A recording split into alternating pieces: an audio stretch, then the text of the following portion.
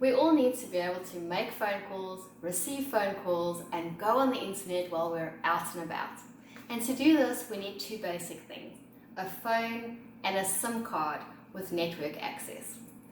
When you're in Australia, you can choose between 3 different plans to get mobile services.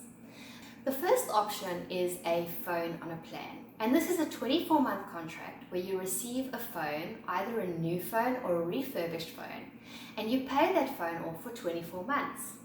During that time, you have an active SIM card that gives you access to data, however much was agreed upon in your contract, free national calls across Australia within reason, and free text messages such as SMS and MMS. Now, the average phone on a plan will cost between $36 and $65 a month. But if you do want the latest and greatest iPhone, you're looking at least $100 a month for 24 months.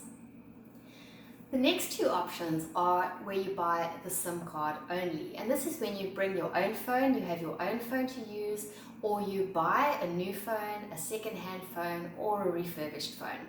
So you cover the initial cost of the phone, and then you just pay for the SIM card and the services that you use. The SIM card, you can either get a prepaid phone where you pay at the beginning and you use the services that you've already paid for. So you might choose a prepaid card that charges you every month, and then every month you'll pay for that card. Or you can buy a prepaid SIM card that lasts for 365 days, and then you know that you've got an active service with data and everything for the next year. A postpaid SIM card is on a contract where they provide you with all the services. At the end of the month, you pay for what you've used. Now, the biggest difference between a prepaid and a postpaid is how much control you want to have over the cost of the mobile plan. With prepaid, you are paying at the beginning of the month before you use anything, so you know how much it's going to cost you. And once you've used all that data, it stops. So you can either recharge and buy more data, or you can just wait until the following month or until the next time you get more data according to the contract. With the postpaid, you can use as much data as you want, and then you get a bill at the end of the month that you need to cover. And so if you're not worried about what that bill is at the end of the month, then postpaid might be the right one for you. Now, the average cost for a SIM card only is about $10 to $15 a month, and this is for 5 to 10 gigabytes of data a month. No matter what you choose to get, there are some things to think about before you sign up for anything. Now, one of the things to think about is the break fees. If you are signing a contract for a phone on a plan or the postpaid SIM card, you are often signing a contract for a certain period of time, let's say for 24 months. Before you sign the contract, ask them about the break fees. Break fees are the fees that they will charge you to break the contract. So if you don't want to finish the 24 months and you want to break the contract, how much are they going to charge you to do that? I suggest you track how much data you use on a day-to-day basis to see how many gigs of data you're going to need in your mobile service plan. I don't even use 5 gigabytes of data on my phone, but that's because I can use Wi-Fi at home and I work from home, so I don't need a lot of mobile data. But you might need a lot more.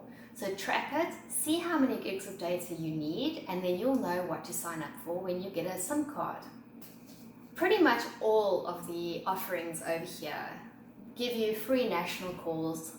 You can talk as long as you want to anyone you want in Australia within reason. But if you will be phoning another country, it's a good idea to do some research and see if that SIM card or that service provider that you're choosing offers phone calls to that country, how much they charge per minute, or if you maybe get some free minutes, if there's some sort of deal that they give you or a reduced rate to call that country. So this is something to think about and compare if you will be making a lot of international calls from your phone. When you are doing your research about SIM cards and brands and all the offerings, you might find some offers that are too good to be true, and they're much less than everyone else. And sometimes they are too good to be true.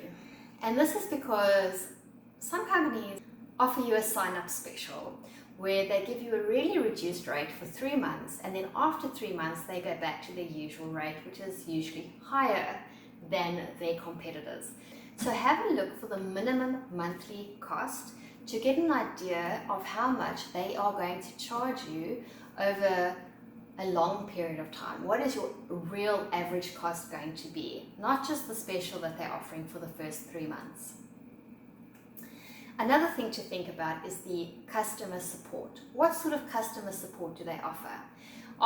Is there a call center that you can call if you need help with something, or is it chat only? Now, the time when you are most likely going to need to contact support is when you activate your SIM card, when you put that SIM card in the phone and get everything up and running. So I suggest you do this when customer support is available and you know that you can get hold of them and get any help you need with that. And the last thing to think about is the coverage of the network. I do have a video about this which explains all the different network service providers and how it's all set up. But if you know where you're going to live and work or be traveling, you want to make sure that the service, the network service that you sign up for, offers coverage in your area and has strong coverage in your area, so you will be able to use your SIM card on your phone when you are there.